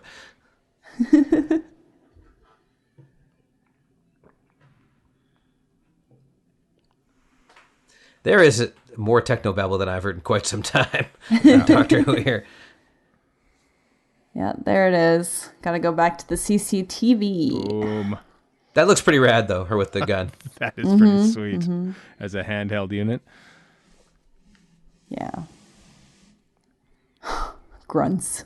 I mean, you'd think that they would run out of cool things to do with Daleks, but they haven't so far, and it's been 50 years. Yeah. Well, they did in the 70s a bit, but anyway. It's pretty impressive. Like, I like what they did with this one because it had been there the whole time, and there was no reason it would have been eradicated because it was separated. Oh my God, Polly! I love this scene. Who looks just like somebody called Byrony on Grand Theft Auto who calls up and keeps trying to get you involved. Doesn't she? She looks just like the character who keeps calling you in GTA Yeah. and haranguing me to join her for whatever the hell it is she wants me to join her for. Jodie's exasperation and facial expressions in this scene are just superb. Thank Meanwhile, you. this- Please hold. Utterly British bureaucracy. Yeah. I do appreciate the British in jokes and the societal in jokes, really, like the call center type thing, and later when the internet goes down. Yeah. I love that. I like that they can poke She's so fun at mad. themselves. Gee, she's serious. I better put the coffee down. That's tea. I don't Of think course, they're it allowed would be. coffee. I just like that she's reading Wikipedia for this. Yeah, searching Wikipedia for it. Oh, here it is. Here it is, the face. Ah, I love that. Also, it's very British to have a funding cut in the middle of a chase scene. Well, and we've been joking about Brexit on and off on this podcast for the past while. And sure, it's late August as we record this, but hey, that big old October 31st deadline has come and gone when this goes out. So hey, I never noticed a Lego base plate in there before. There's a road. It's a Lego base plate. Holy crap, I didn't notice that. Lego features That's promise. an extra star for sure. Yeah, it is. I have that very same base plate. It is one of the plates that came in the airport set that I got for Christmas in 1986. There you go. I just want to say, maybe Brexit hasn't happened by never when this comes out. Maybe, Exactly. maybe, a friendly comet has come by and murdered everybody we don't like. Wow. Well, sparing the rest of us. That is dark, Warren, even for And you. miraculous. Yeah. Well, and miraculous. Little Deus Ex Machina, to be honest with you, but A little bit. I just hope people's pets are safe by this point. They haven't been eaten. Yeah. Oh God. wow. Okay, so I was dark because I had a happy comet, probably the smiley face, just getting rid of bad people. Happy comet. Yeah. Sorry. Yeah. Happy Comet. Doctor Who and the Happy Comet. Yeah, it's a Mr. or not Mr. I guess Mrs. Men. Whatever the hell those. What do they call the Jodie version of the Mr. Men? They didn't call it Little Miss Doctor for the 13th. Well, yeah, I know, but Yeah. No, it's just I think it's just 13. Yeah. I have them Oh, in the yeah, I think store you're and I right. can't remember. I was going to say, do you have them in the variant edition? Yeah. We have them in the I bookshelf do. outside. Yeah. As you well know, I have a natural weakness for all things Doctor Who, so true. the store is quite stocked up. That was my subtle way to get you to mention the store again there, Danica. Well, thank you. Gotcha. how incredibly subtle. Yeah. He's very good at that. I didn't even notice. I'm a sellout. Oh, How old is that's a like? nice I always assume Graham's in his early 60s, but I could be wrong about that. Bradley also at late 50s, we determined. Okay. Yeah. 59 or something, I think. Yeah. Yeah. But he's playing older. Yeah. Because I remember Everyone's there's something playing like that's older not or that's not younger. his hair. That's a wig. Because his actual hair wasn't old enough, I think. That's true. Oh, wow. really? Just like William Hartnell played older when he was Doctor Who. Like this. Get off my farm. Oh, Also, here like old Doctor Who's Interplanetary Menace is in some sort of a dump. Yeah. But I love this. This is the first proper like Dalek extermination effect. Oh, yeah. Yeah, that's what I'm talking about. Although, okay, now this is where I'm going to be praising a McCoy episode. That was an amazing extermination in Remembrance. Oh, remembers the it Daleks still looks was- cool. It really does, where he flies back into the metal there, the late Yeah. The dipping, shed, yeah. yeah. Yeah, and that's kind of set the template, like seeing the insides of someone. Like that's basically every extermination effect has taken its cue from Remembrance. Well, I don't of think you could do Daleks. the paint stuff before that, really. No, that was early days for paint, but they did a really good job on it. And it's just a hell of a lot easier when you're under the gun to go, okay, like turn everything negative. What the hell? Exactly, because they did it live. Those effects were mostly done live. Yeah, exactly. In the early days, and that's just sort of stuck. I don't know if I'm gonna have to go back into my Dalek sound effects, but I think they've augmented the classic series Dalek gun sound effect within that the new one now that they do. I don't think it was there in before. I remember hearing it in the RTD years. This is important stuff. We're talking about Dalek sound effects, but these are things I notice. I do appreciate making a Dalek montage. In general, or this one here, you mean? Yeah, like how do you do it? Like I like a it's good montage. hitting stuff and, like and sparks. it mirrors the montage in the first episode. It does Exactly. making Yeah. the Sonic, which I believe. Yeah, was there's a Although I lot wish of there was- bookends. Sorry, go ahead. I find. yeah. I What's wish that, there was Danica? more of Oh. the Doctor being a gearhead like she was in the first one. Yeah, Well, she talks She about does her a bit of tech. it here, but She talks about her tech skills with a Z. that's true. I think she's always amazed and interested, and that's kind of a through line. I mean, that's happened with other doctors, but her being a tech head is a lot more appreciation and glee. Yeah, Oh, we're always with you. Ah, they're so good.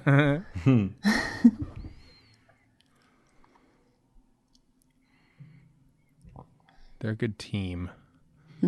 Although I do look forward to hopefully having more Yaz in the next series. I agree. Well, it makes sense because they've already gone through the whole arc with Graham and Ryan, Yeah. so why wouldn't they? Yeah.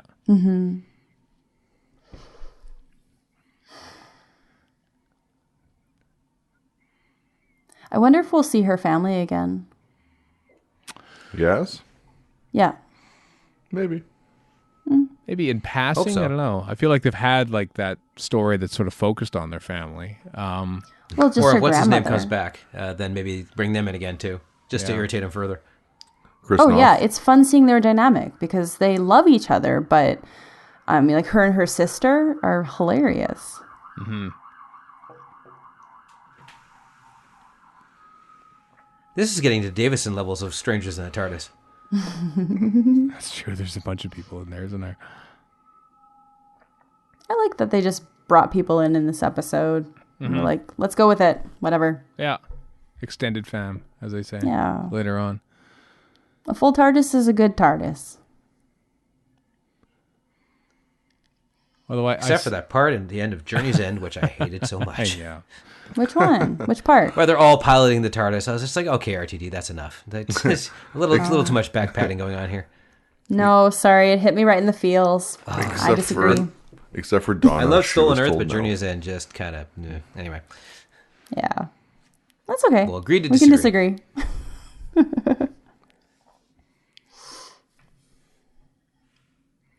I do, as much as I like an extended TARDIS fam with three companions, I do like the Doctor solo scenes.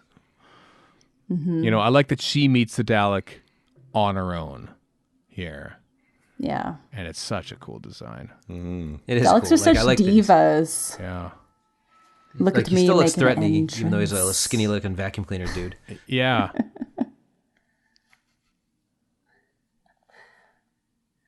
I like the different lights. It's the whole design is just put together, and I love that. Mm-hmm. Remnants and spare parts, like she's saying. And the thing goes the whole way around. Yeah. I think. Daleks Hey, it's are in part color for owl. once. Like, it used to be they were black and white all the time. Mm-hmm.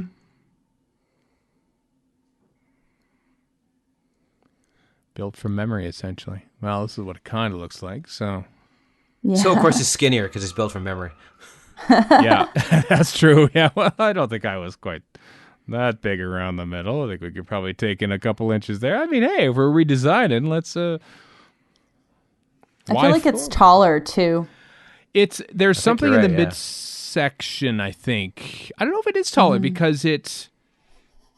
Oh, maybe. I don't know. Because Jodie Whittaker is not as tall as like Peter Capaldi or Matt Smith. I mean, No one is. Matt Smith is why they redesigned the Daleks in the first place, because they thought, well, it's not very threatening if the Dalek is looking up at the Doctor, so let's make him giant and plastic. And They aren't very threatening anyway, yeah. yeah, How tall is Matt Smith? Is he, 6 feet something? 6'1", 6'2", yeah, something like that. I always thought Tennant was taller for some reason. Right, they're rough. Well, have a look at Day They're of the similar, Doctor. yeah. Yeah, good Compare. point, yeah. Oh, yeah. Jodie's And John Hurt is a wee fellow. Yeah, Jodie's here. I think is 5'5", And thus better. which makes her the shortest Doctor since McCoy. I think it was 5'4". Was Troughton taller than McCoy? I don't know. I tell you what, though, I've stood next to Fraser Hines, and he is very short indeed, and he is just barely taller than Patrick Troughton. So, when you watch Doctor Who, so no, I don't know, Warren. And as we've said before, we can't compare the heights of the action dollies because they don't match at all. Because Jodie Whittaker is slightly taller than Colin Baker, and let me tell you, that's wrong. That is true, and she is only slightly less tall than Peter Capaldi, who she's standing next to Yeah. for him. So I love that. They still fly. Total Conquest of Earth in 9,376. Here's my favorite line of the episode right here. that's what we've all been asking ourselves. How the hell long is a rel? Oh, what a great joke. That was just Nobody knows. Nobody knows. According to a random internet search, Patrick Troughton is 1.73 meters. That means nothing to me. Same. 5'7.5". Thank you. 5'7". Same height as William Wow. Hartnell, apparently. So is my height. Well, not anymore because he's lying down all the time and I'm not. What? No, he's dead and I'm alive, very much alive. Oh my God. I I know. didn't think of that. Yeah, he died. That's terrible. You're terrible. Thank you. That's true. That's also true. Well, he died from having so many I do love families, you see. I do love this. Don't take with alcohol, you'll grow an extra head. I wonder, that was an embarrassing party. I am wondering if that is a very sly reference to the party in an Islington flat in Hitchhiker's Guide to the Galaxy. Oh, that wouldn't surprise me. Zaphod At all. Beeblebrox grows a Is she second Trillion? head. Is that how this works? Well, there is a really deep cut reference to, I believe, the Space Quest computer games of like the 1980s. Where I knew someone called Roger Wilco, and Roger Wilco is the lead character in those. I'm thinking that is a deep cut. Is that actually? Well, what Roger that Wilco is? was that's a flight thing that's been around forever. I know, but it was an actual person though, and the fact that it was, I think he was. I can't remember what the actual reference was, but Was that in Doctor Who? no, it wasn't. No. Okay. Yeah, no, it was an outside reference, but I have to think maybe that was a Hitchhiker's reference. Oh, there's the. There it goes. Dutch angle again. That wasn't the best overdub, I will have to say. We can't hear He's it. so proud. I know. He's like, look what I did. Like, this is what Yaz does. Yaz just sort of like pokes her head out of the TARDIS and says, come on into the TARDIS. There's room for one more, basically. This whole story. Oh God, this scene is so sad. Like, there's just so much murder. I like his claw hand too. I know. He has actually upgraded. Yeah, we thought that Chibnall was a bit of a wuss when it comes to killing people, but nope, there's some murdering happening here. Yeah, I mean, it gets extra bad when you see the people coming out of the back of the trucks just to die. Yep. or the people trying to get out of the tank once the Yeah. Oh rocket my God, embeds right. itself. Yeah. Didn't Wayne Yip say they used some insanely long lens for this? They did, yeah. This particular bit? Yeah. For some of these shots, certainly. Oof.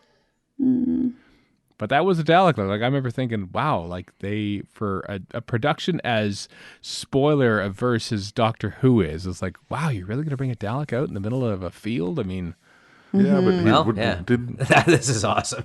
yeah. what, I ain't What did he messing say? around here, bro. what did he say? It was like a farmer's field or something. Like it was like miles to the road or some such. Something like So, like, that. nobody yeah, it was would a have ways seen It away. must have been.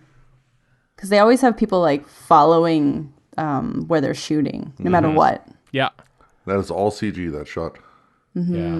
Wow. I love this pretty shot. good. I love this because like the dying is like almost out of focus. Like I just love the way they go past it. And the over aerial shot Yeah. is just, it's beautiful in a really disturbing way. This one here, this is my favorite. Oh, that's cool. Yeah. It's like this camera just keeps long panning tracking around. shot, yeah. Yeah, but like all the death is happening in the foreground out of focus and we focus on the Dalek there. The black smoke is just holding on that. Yeah. I Your like heart just sinks. I like the eye stalk starting down. It's almost like he's remorseful, and then comes back up. It's like, oh, I still have a job to do. Yeah. You're And remorseful. I love as you this. think The of- rocket just boom. I love that it pulled just that off. careens off the other. Yeah. Nope. Oh. And that's a good cheap way for them to show that thing exploding, right? Yeah. Because really all that is just Just an probably explosion. After Effects or the equivalent there of nuke or something. Yeah. Now, I think It works. that obviously was an homage to Robot when the cheap-looking tank comes on screen and is Obviously. immediately atomized by the giant robot.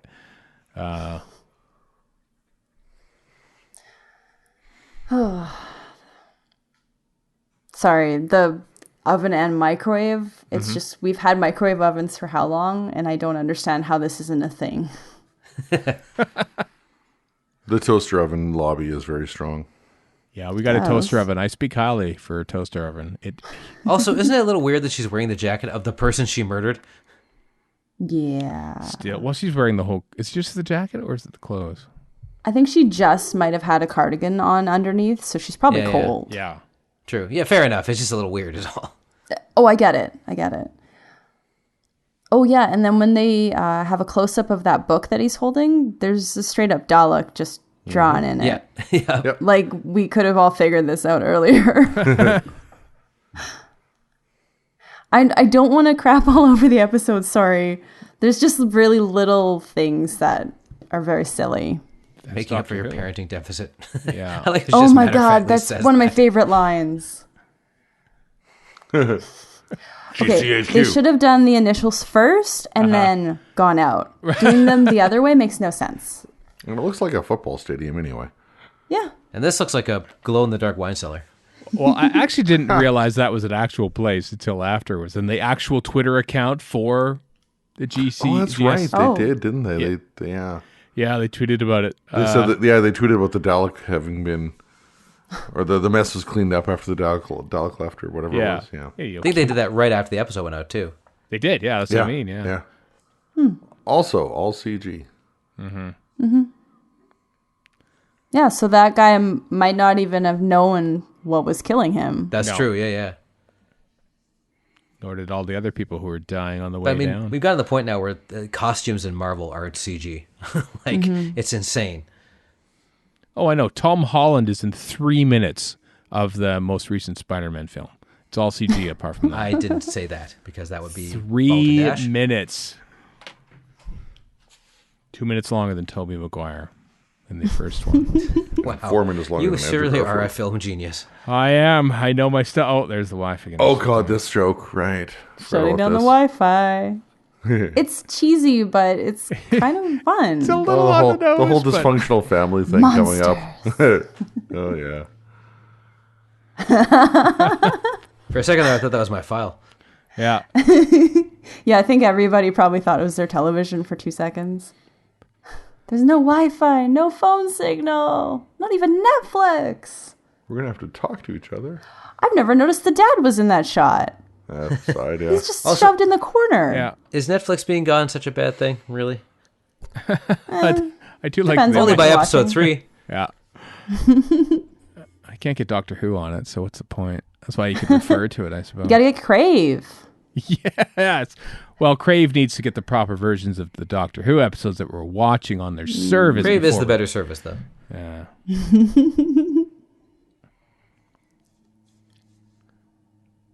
Or HBO in the US come 2020, where that'll be the home of Doctor Who.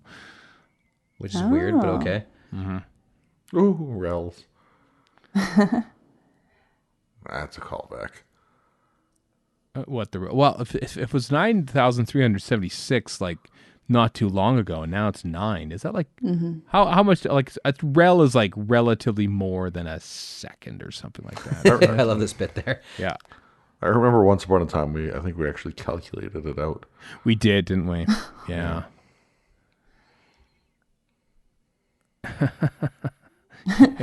I did it. I gave it a chance. Yeah. Now we can be jerks. You don't need to justify it. He's pretty much can. Oh, I love that. I did like the tidy 7 shot that they managed to have there. I've been waiting for it to have like the big, powerful speech, so it was nice to see that. I like that their plan is everybody run. Like it's not like they had anything like clever or And for Jodie to slide in the second. yeah. That better be a pretty slippery floor, or a pretty slippery coat. That's so dangerous. I think she had her arm right under the laser thing. I was gonna too. say, yeah, that was pretty close. It's akin to hiding in plain sight. I love that she explains this and no one is listening. They're just watching this thing burn. Yeah. She's more explaining it to say, look how clever it is. Look how clever I was, basically. Which is so the doctor, right? Yeah.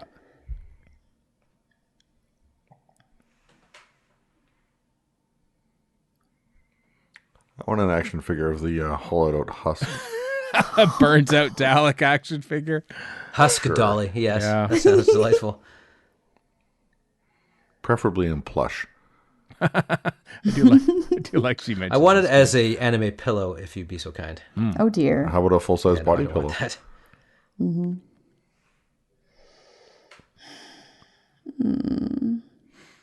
All right, so now the Dalek has Aaron.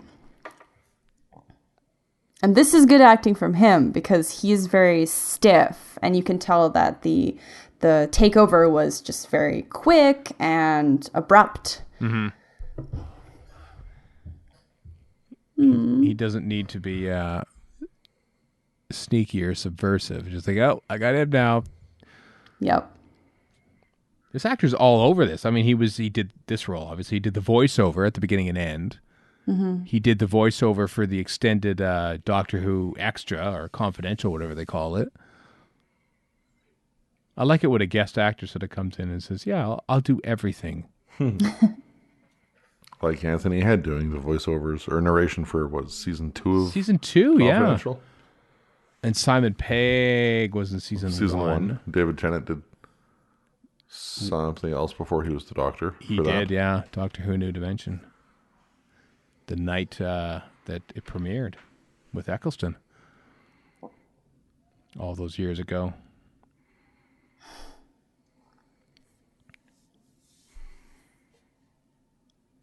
Like, that has to be a practical effect. That some of these. Oh, I think so, yeah. Yeah. Mm-hmm. Which is good. A good, you know. The movements would be a lot more fluid otherwise. Yeah. Unnaturally fluid, if you'll Yeah, exactly. take my meaning, you know? Because CG artists can't just have a tentacle sit still. They have to have it moving at all times, preferably squelching while it does that. Well, that's because you can. So, I mean, you know, to be fair, CG artists have learned restraint from the early days when they didn't. But yeah, there's always that little bit of extra zhuzh that you can add. Yeah. And also, that might not be the CG artist. That might be some idiot with a notebook. Come on. It's a movie. Make a move, for crying out He's loud. 10% more tentacle. Meow. Yeah.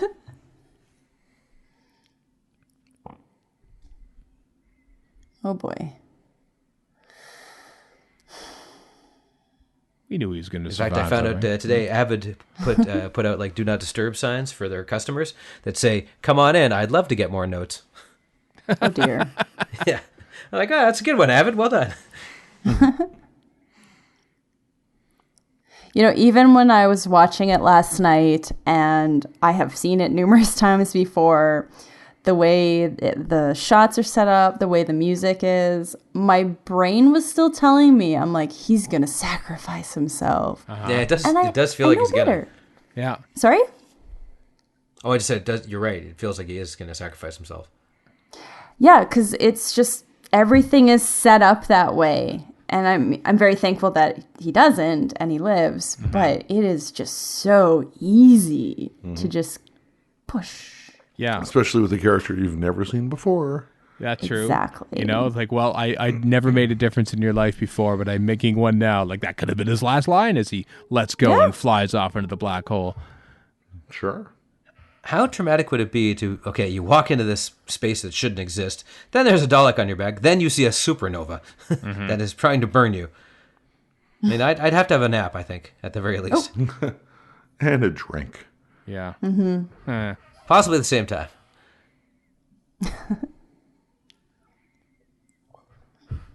And also, he's had his microwave broken up, too. I mean, so what is he going Yeah, to there goes sell his now? business. Yeah. It's a pretty bad day. Way to go, Doc. Better fly back to the Magnavox factory and get yourself some more Magnavox microwaves. It's a Magnavox factory.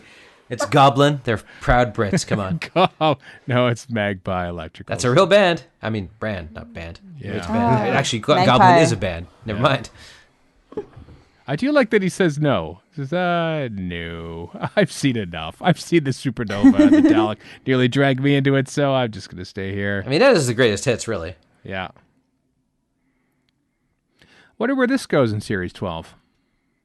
You know, call me when you get back. Or if it does. Yeah. Yeah.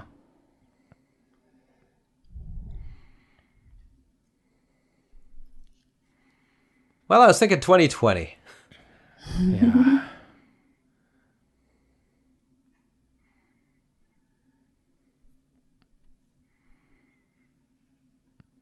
Aw. We can't hear it quite right now, but the music in this was really good by Second Akinola. And this bit here, for some reason, gets in my head. Just like it's this full-on rock score.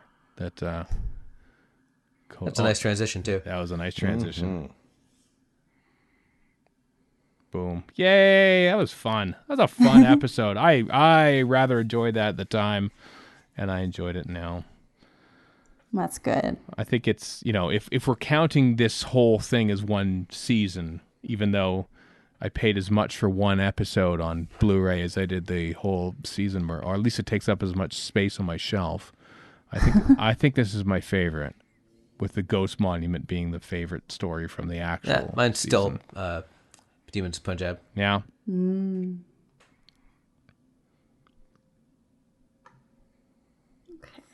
Good work. Good work, all you fine people. The doctor will return. But damn well better. We won't say when. Well, that was fun. Danica, thank you so much for joining us on our commentary journey here and closing it off with style. It's my pleasure. Where can people find you on the internet and stuff?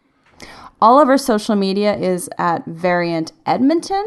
We are called Variant Edition Comics. Right. But yeah, the name was taken already, and we love Edmonton. So it wasn't a hard sell for us. Oh, good. My personal is at Danica Here, DANICAHERE. We have the VE Interns, which is just at VE Interns. And where we post pictures of our cats and usually cats and dogs and others sometimes who come into the store because they get to be like just any kind of animal that comes into the store is an intern. Mm-hmm. Which is awesome. Cat accounts are the best. And of course, Dr. Hooch. Where can you find Dr. Hooch? Oh, yeah. Yes, I know. On hiatus at the time of recording. So much so that you forgot about it. Yeah. Literally just Dr. Hooch. It's on Twitter.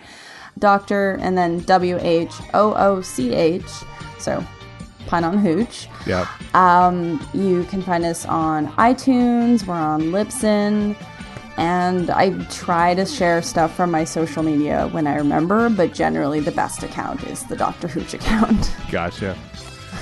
Cool. All right. Well, thanks again, Danica, and thanks everyone else for following along with us, watching these here commentaries of Series 11, roll on Series 12, which hopefully by this point will have a more finite broadcast date that we can actually start talking about it and watching it in 2020. So until the next episode, everyone, I am Stephen in Edmonton. Warren in Vancouver. And Chris in Edmonton. So long for now.